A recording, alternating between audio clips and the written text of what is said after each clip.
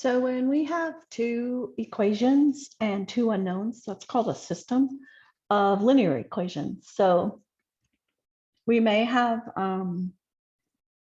a solution, and that means that two lines intersect at the point, and the point where they intersect is the solution.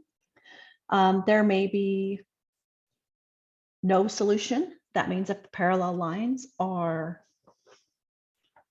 if their lines are parallel, then they won't have a solution, means they don't intersect at a point. And if there's an infinitely many solutions, means that they're the exact same line.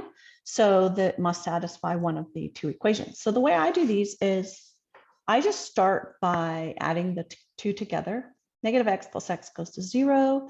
We have 4y equals negative 16. When we divide by 4, y equals negative 4. So right away, I know that there is going to be a point and the y value will be negative 4. So I just need to find the x value.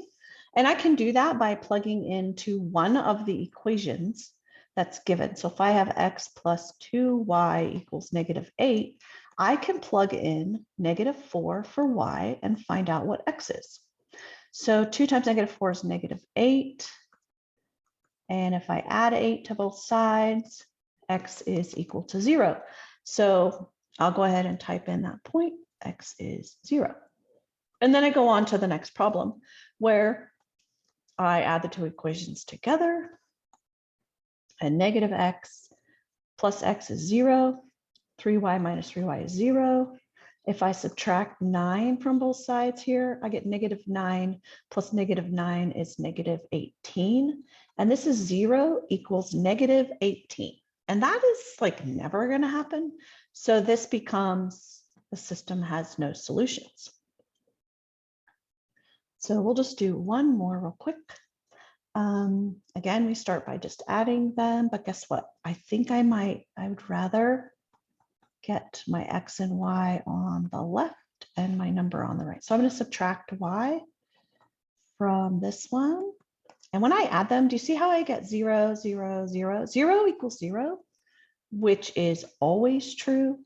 So I'm going to hit this right here. And now I have to solve for y in one of the equations.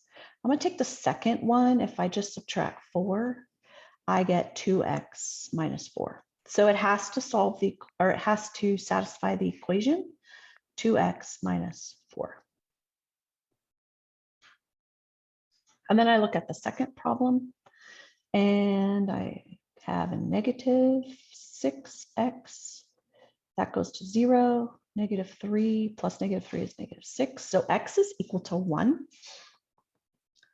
So I'm going to go ahead and type that in here. My x is 1. And then I need to solve for y.